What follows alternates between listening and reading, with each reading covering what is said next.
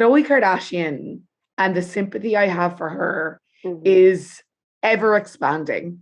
With every new episode of the Kardashians on Hulu. Full transparency, I don't watch it. Like, Neither do I. I don't watch full episodes. I watch the clips. I'll find out through the various kind of fan accounts that I follow, kind of generally what has happened. But I have definitely been increasingly interested in the last couple of weeks. And while it was my plan at the weekend to watch this for research purposes, I was in the pub. So I'm sorry, but I will catch up. And she has been talking a lot about the state of her relationship or lack thereof with Tristan Thompson, world's biggest dirtbag, and the pregnancy and her second baby, who my hairdresser is a huge Kardashians fan, right? Like she loves them. She's seen all of Keeping Up with the Kardashians. She's glued to the Kardashians on Hulu. She's like, she loves them. Huge fan. Didn't know that Khloe had a second baby. Right. I was like, and that's not like, I'm not surprised by that, because no. I think even though I don't watch like the Hulu show, I think I keep up with them. I keep up with them. I know what's going on. Yeah. I didn't find out she had the baby until about 3 days after. Yeah. Like when she'd had the baby, and I was like, yeah. Sorry, what? Like, yeah. It's so weird. And yeah. And I saw someone tweet being like, this is such a sign of their relevancy and how things are changing. I was like, no, this is such a sign of the strings that Kris Jenner is able to pull to protect her family when she needs to, because I just, this has been a horrific year for Khloe. I mean, and she's had a few bad ones, but this one has been pretty bad. She's not had some great years. This is a banner year though for Tristan Thompson being an absolute cretin. No, like in when you think that cheating on her when he was in labor, like, or when he was in that was bad. That was obviously very bad. He somehow gets worse, and it is actually almost impressive of how horrendous somebody can be to somebody. Horrendous. I really, like you said that, so like a lot of the times it's like, oh yeah, whatever, fine. Like you kind of know that somebody's going to act like this. You need to cop on a little bit. My sympathy for Khloe in the last week has gone through the roof, because she has gone through basically every bad relationship trope that you can go through. Yeah. And this is a woman as well who, like, before this part of her life was in the relationship with Lamar Odom and had that kind of fall out in the press, and, you know, his overdose and the blame that was put on her for that and all this kind of stuff. Prior to that, it was all about her weight and her looks and all this kind of stuff. And it's like, this girl, and like, look, the money and all that stuff, right? There'll be people who'd be like, but she's grand in her whatever house and blah, blah. Yeah, grand, right? She's rich, she's wealthy, grand. But like, what came through from what I've seen of this series on Hulu is the level of awareness she has about how quick people are to totally tear her down. Like, so the first episode of the new series 2, was a little bit more recently. It was kind of a very in-depth conversation with her and none of the other sisters, or it wasn't about any of the sisters. They were speaking, but it was all about her story and her talking about how she is and where she is now and all this kind of stuff. Episode 2, we're jumping back 6 months, and the rest of the series is going to kind of fill in those gaps and bring us up to kind of near enough to where they picked up in episode 1. And she says it in the first episode. She's like, about the secrecy around this pregnancy and all this kind of stuff, about she just couldn't hear about how stupid she was from the public and the press the whole way through this kind of pregnancy. She was like, I just can't do it. I just can't hear from people how fucking stupid I am about taking him back. And I was just like, oh my God. Sad. Like, it's like so really sad. It's like, so I've been in that sort of situation, you know, when you're like, oh, like you want to like do something and you're like, oh my God, I am going to be like absolutely torn apart by my friends. Basically the plot of CMAT's No More Virgos. The friends are there being like, will you cop yourself on? But you don't want to do it. And that's on such a tiny scale. It's your couple of mates. And that, like, if everybody has an opinion on your relationship and the same opinion, that you shouldn't be with him, that is really hard. Yeah. That must be really difficult. Some of the revelations and a bit of a timeline for people who maybe don't watch the show like ourselves. some of the biggest things that came up in the most recent episode was stories about the engagement and whether or not the two of them were engaged and all this kind of stuff. But there was this revelation that Tristan went to Kim and told her that he was going to propose to Khloe on Valentine's Day of 2021. And Kim had never heard anything back. And she was like, did you propose? What happened? Blah, blah, blah. And apparently Tristan had already asked Khloe to marry him in December and she had said no. And it was revealed in December that Tristan was fathering another child with another woman. And this broke, and this is all the stuff that was in the public, right? It was like, oh my God, the guy's a fucking loser. Like, how the hell has he done this again? At the time, they were together, right? Like, they were dating at that time. They were dating, I'm pretty sure. Yeah. And they were like, and like, look, I think a lot of people kind of could understand their return to a relationship for True and for their first child and blah, blah, blah. And it was like, okay, grand. Like, maybe you were just fucking so stupid and got so caught up with the celebrity. And like, I don't know, maybe. To do it again, it's part of your character. It's just who you are. It's just who you are. Exactly. So this came out in December that this happened, right? And Khloe is now filling in the gaps that days before this news broke of him fathering another child, the couple did an embryo transfer with a surrogate for their second child. And the timing. It's awful. Khloe claims that Tristan was pushing her to have a second child and do this embryo transfer by a certain date. While all the time knowing about the other baby. Apparently he knew in like July that this other woman was expecting his child. My blood is boiling. It's horrific. He proposed to Khloe that December after it was out in the world that they were whatever. And she said no, because she wouldn't have been excited to tell people. She was like, I just thought it should be something we were so proud of. And right now I'm not proud of it. But eventually, sorry, this was the year previous, but then she eventually said yes in February of last year. And they were engaged right up until the news of his other baby broke, and then she called off the engagement, and it was all this stuff. And this is when she made those comments about like privacy. She was like, okay, the surrogate is pregnant, we're having a baby, and this news about you and this other baby is out there. I cannot have this get out. Like, we cannot go through an entire pregnancy of comparisons to the other baby, comparisons to the other mother. Yeah. You know, where is Tristan today? Is he seen in the same area as the other mother? And like, is he going between? Oh, like, she was like, I can't do it. And it's horrific to watch her tell this story of like the timeline and what happened and just how like disrespected she was by this guy who is the father of now her two children. And like, it's sort of, it's like obviously such like a massive kind of almost soap-like storyline. But then you do forget this, especially because it didn't play out in real time and we didn't know about all this. This is a real person's life and they are having the worst time.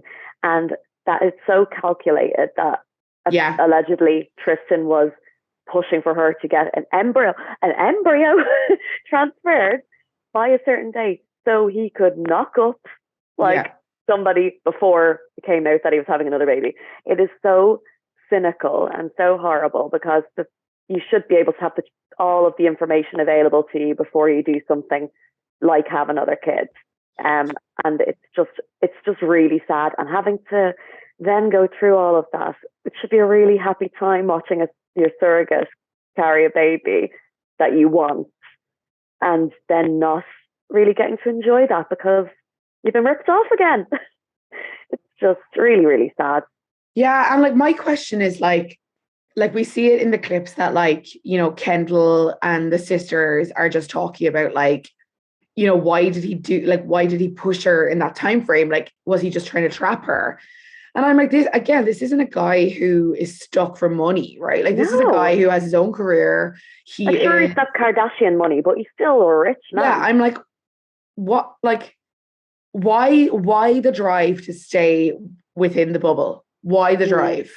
Like, I would believe it if it was the first rodeo and you were like, this is the woman that I actually want to be a father with, and this is the woman I actually want to like have a family with. And you'd be like, okay, maybe you're just a derper, but like, okay, grand, maybe this is the one that you're like. But like, if this story has taught us anything, it's like, it is not the Khloes of the world, it is not their responsibility to fix their partner. And Absolutely I think not. he has made it her responsibility for the last like 5 years. And I think now, like the reports are that they're not really talking, that there's not a huge amount of communication there other than kind of coordinating the kids and visits and all this kind of stuff, which like understandable. I mean, literally, if they had like him locked out of the house, I'd be like, yeah, fair. Absolutely fine. What's to gain for him? What like I really don't know. Like you said, he has his own money. He has a career. Before he was, obviously we didn't really know about him unless you're like into like basketball. You wouldn't have known sports or whatever. Which like sports. What are you doing here? There's another podcast for that. And but like he was known, like he had a career, and he is known very well amongst circles. Yeah, and it's not as if though he's like also like a big Instagrammy person or someone who shows up to the opening of an envelope. So it doesn't even look like he's trying to do it for that level of Kardashian kind of fame. He's not like on the red carpets like all the time. Do you think he's just delusional that he's like, I genuinely really love her? I do think so. Like that feels like the most realistic. Yeah. Which is like a level of delusion again. Like I these men and their delusions, I can't. It's one hell of a drug. What the fuck? That delusion. Yeah, I think you're right. I think that's the most plausible kind of explanation for it, is he genuinely thinks that he loves her, and every time he's fucked up or whatever, he's like, oh, but I will change. Yeah. That's the last thing. That's the last time I'm going to do something like that, and just can't help himself. Yeah. And we all know somebody, whether it's ourselves or a mate or whatever, who has been with somebody like this. And not to be mean to men, but it's usually the man. It's guys, if history has taught us anything, it is usually them. It is usually them. You do see that, and you want to believe the best in people. I do that as well. I believe that people will change, and I think people can change, but only if they want to change. And it doesn't seem like Tristan wants to change. No, and I feel bad as well for the other babies now involved in this, and the other women a little bit. Like not so much the other one, but like the other babies. Now they are like these sort of like almost like props in the story. Yeah. And that's unfair. Like they now know that like they'll go back and look at this, and they know that they're like the sort of illicit love child in this massive story. And it's just horrible for everybody involved. It's horrible, yeah. And I think the one thing the show has all like keeping up with our Kardashians, and now the Kardashians has always done, is kind of fill in some of the gaps of stories that we've already been really aware of. And I think, I don't know if I said it on this podcast, but I've definitely said it on other podcasts and other kind of radio and stuff about Pete and Kim's breakup, because that was announced just days before the announcement that the surrogate had Khloe and Tristan's baby. Oh, and that they were like, and it was like this weird thing that all of a sudden it was like Kim and Pete had broken up. It felt really sudden. And it was like the reports were that, oh yeah, they broke up like just days ago, which again in the Kardashian sphere is kind of weird. Like usually these stories take a couple of weeks and then they get out, because Chris is working out how do we want to frame this? What best, do we need to control it? Does it matter that much? Blah, blah, blah.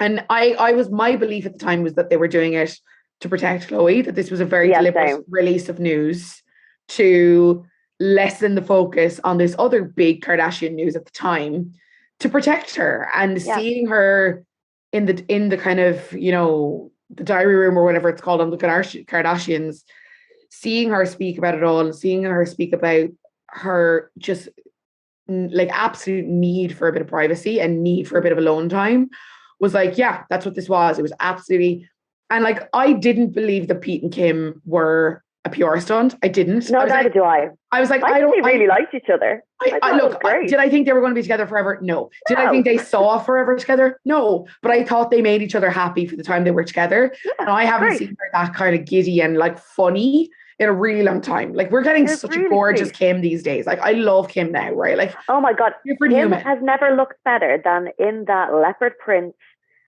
sort of catsuit thing that she was wearing. Yeah. She looked phenomenal, and I was just like, yeah, this is the Kim era that I'm living for. But I agree, like, I thought when that came out, I don't think even the breakup was a stunt either. But now I do think it was held back. Yeah. And now I do believe the level of public displays of their relationship was a stunt. Oh, 100%. I don't believe that they were, I don't believe they got together as a distraction. I believe they were together, and Kim was like, I'm totally okay with this being my story for the next little while, because I'm actually happy, I'm having a good time. Let's not take it. And I think they were like, let's get me and Pete out there and like, let's make news about that to just make sure that no one is rooting in Khloe's closets to see what dirt is there. That's quite nice. And as well, I think that I always say this, like when we were both in newsrooms and stuff around Same Inside, I always said, if there is a story out there, it's usually because somebody wanted it out there. And this kind of proves that if we are ingesting a Kardashian story at a certain time, it is because they wanted us to know about it. Yeah. And if they want to hold back something, they can do it. Kris has the power to, obviously not forever, but she can choose, like pick and choose when things are going to be released. Yeah. So the fact because they're willing to play the game, right? Like they're willing to give and take. They understand that if to pull a story, they need to give a story. And I think the Kardashians understand that transaction better than anybody. Absolutely. And I think that they know when it's important and what's important to hold back. And it's usually when it is something like this, like Kylie's pregnancy, like Khloe having the worst time of her life. Like that is something that you, even if it's going to get you ratings or it's going to get you clicks, you don't want to see your sister or your daughter going through that on such a public scale. So I'm glad they did it. Yeah. I'm very interested now hearing her talk about it, because it must be still extremely raw. And I think it's quite vulnerable seeing her talking about that, because I mean, I'd be like, nope, we're not going into that. We can talk about Poosh for another while or something. Courtney, give him another multivitamin. Come on. Adopt a child, Courtney. We know you want to. But yeah, so I think it's really sad. It's just a very sad situation, and I feel for her. Yeah, I do too.